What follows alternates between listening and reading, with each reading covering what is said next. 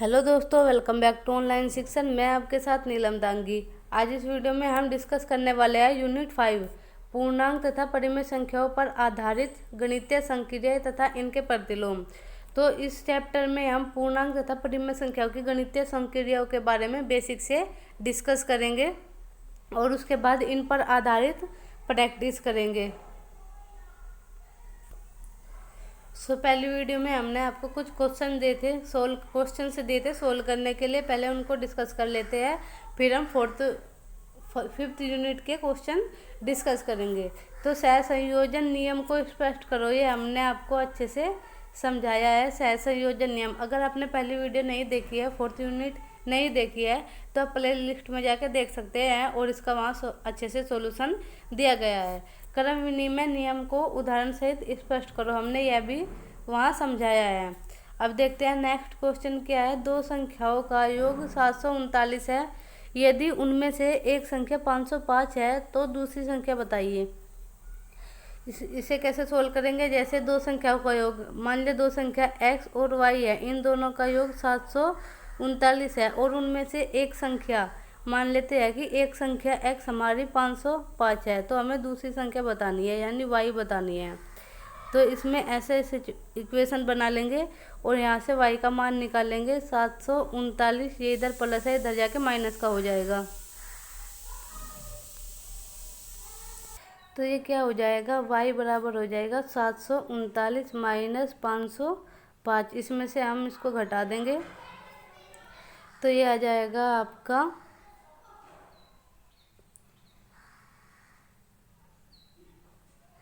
234 आ जाएगा। तो जो आपकी दूसरी संख्या आ जाएगी वह 234 आ जाएगी।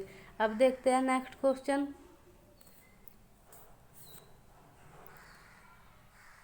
97,32,557 और 1,05,07,89 संख्याओं में से कौन सी संख्या बड़ी है तथा बड़ी संख्या छोटी से कितनी अधिक है? इसमें क्या करते हैं, सबसे पहले देख लेते हैं। ये तो है 97 लाख और ये है 1 करोड़, 1 करोड़। तो 97 लाख अधिक होगी या 1 करोड़? 1 करोड़ अधिक होगी। तो हमारी इन दोनों में सबसे बड़ी संख्या होगी यह है।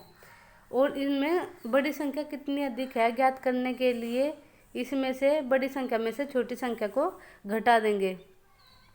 105,007,8,9 और इसमें से घटा देंगे हम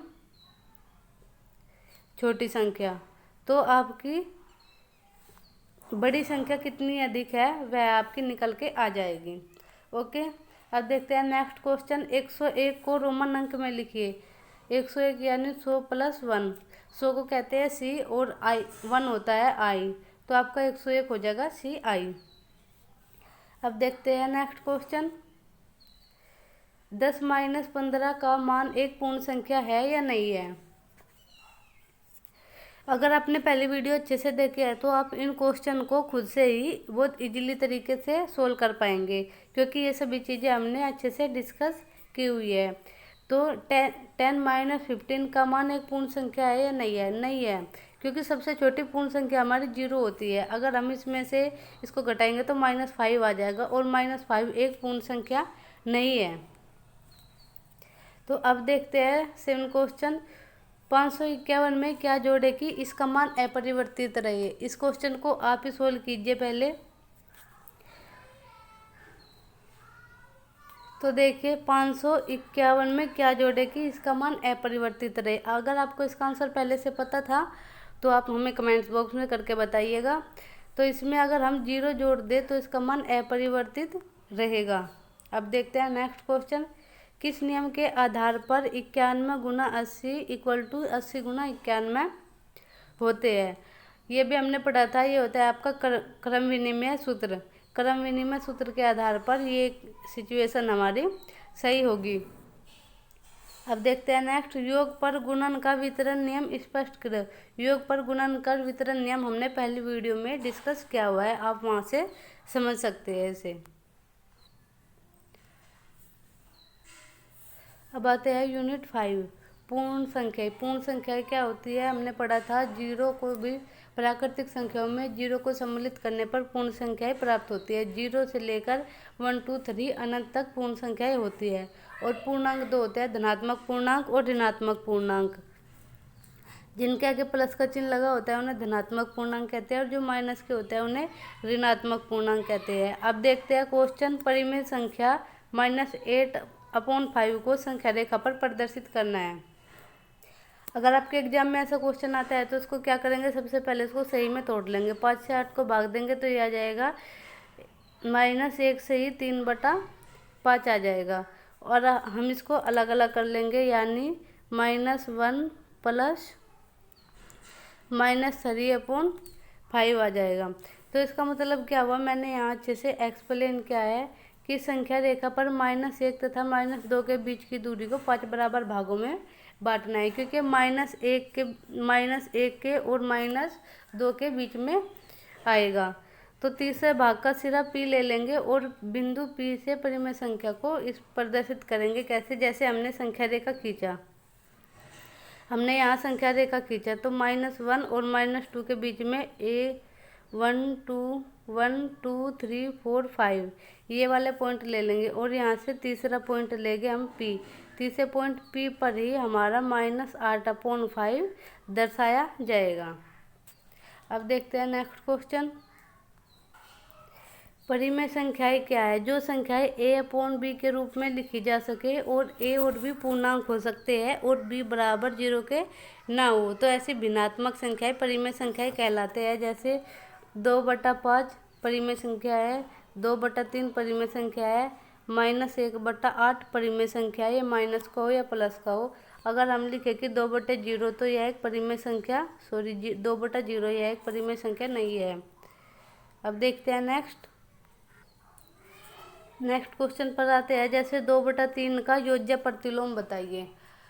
एक तो होता है योज्य प्रतिलोम, एक होता है गुणात्मक प्रतिलोम। अगर आपके क्वेश्चन एग्जाम में क्वेश्चन आता है कि योज्य प्रतिलोम बताए, तो योज्य प्रतिलोम को हम माइनस से लिखते हैं। जैसे 2/3 का योज्य प्रतिलोम होगा -2/3, 3/5 का योज्य प्रतिलोम होगा -3/5। योज्य प्रतिलोम में हम माइनस का चिन्ह लगा देते हैं। अगर क्वेश्चन आए कि गुणात्मक प्रतिलोम क्या है, तो गुणात्मक प्रतिलोम में क्या करते हैं, अंश को हर में और हर को अंश में चेंज कर देते हैं। जैसे -3/8 है, इसका गुणात्मक प्रतिलोम बताना है, तो इसमें क्या करते हैं, 8/3 कर देते हैं, -8/3 कर देते हैं। जैसे हमारा क्वेश्चन है √3 + √2, तो इसके बटे हम 1 मान लेते हैं, क्योंकि 1 से इसे डिवाइड करेंगे फिर यही आएगा। अगर ऐसी संख्या का योज्य प्रतिलोम बताए तो इसको 1/, कर देते हैं, इसको 1/, में लिख देते हैं। जैसे हमारा 2 है, 2 का योज्य प्रतिलोम क्या हो जाएगा, 1/2। 3 का योज्य प्रतिलोम क्या हो जाएगा, 1/3। कितनी भी बड़ी संख्या हो, ऐसी संख्या का प्रतिलोम क्या हो जाएगा, उसको 1 के बटे में लिख देंगे। अब हम कुछ संख्याओं का सरलीकरण करते हैं।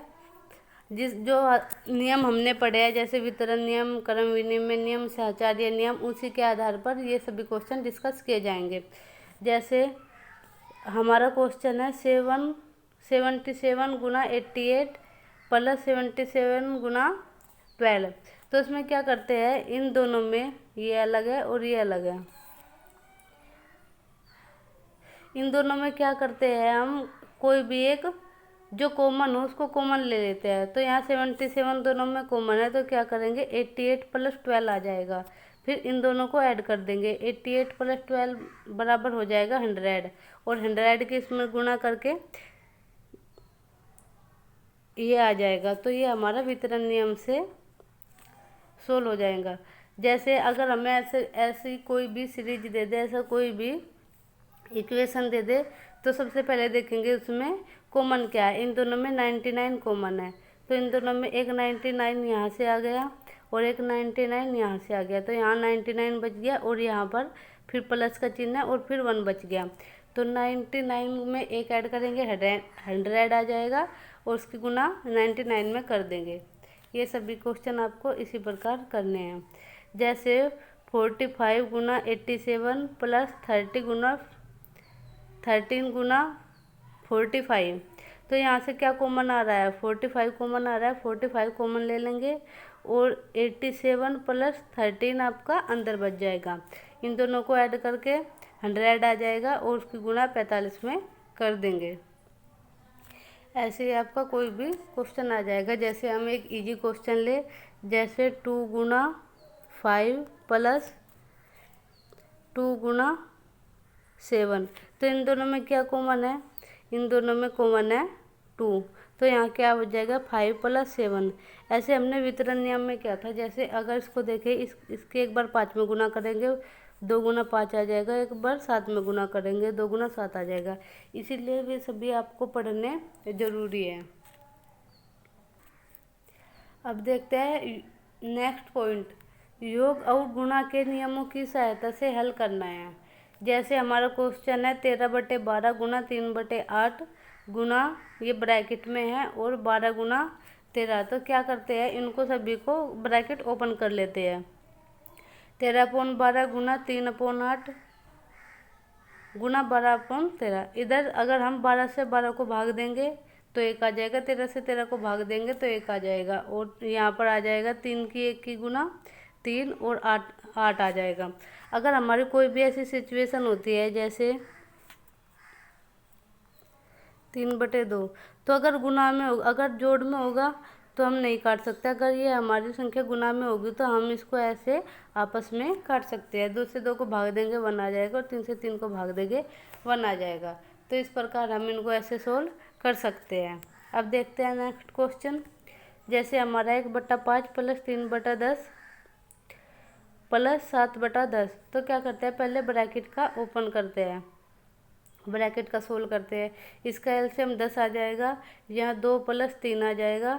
अगर हम इसको जोड़ेंगे 2 प्लस 3 5/10 आ जाएगा, और प्लस 7/10 है, इन दोनों का एलसीएम लेके 10 आ जाएगा, और 5 और 7 को जोड़ेंगे तो आपका 12 आ जाएगा।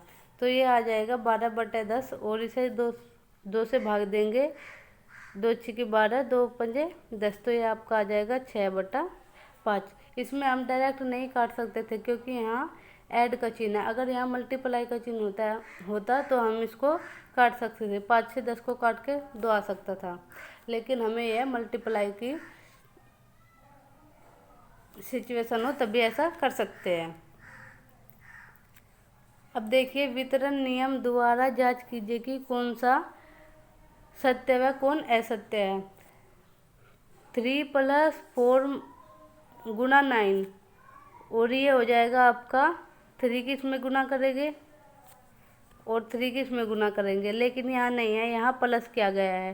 3 + 4 मल्टीप्लाई 3 + 9, तो ये हमारा असत्य है। अगर सत्य होता 3 गुना 4 प्लस 3 गुना 9, ये हमारा कथन सत्य होता, लेकिन यहाँ गलत दिया गया है, तो ये असत्य है।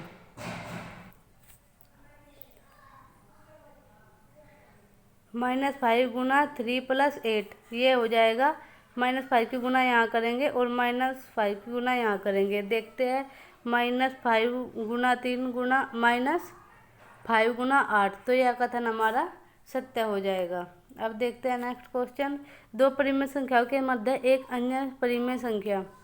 अगर हमारा कोई ऐसा क्वेश्चन है कि 2 संख्याओं के मध्य हमारी परिमेय संख्या ज्ञात करनी है, तो क्या करेंगे, जैसे a व b 2 परिमेय संख्याएं हो तो a व b के बीच की परिमेय संख्या हो जाएगी a + b/2।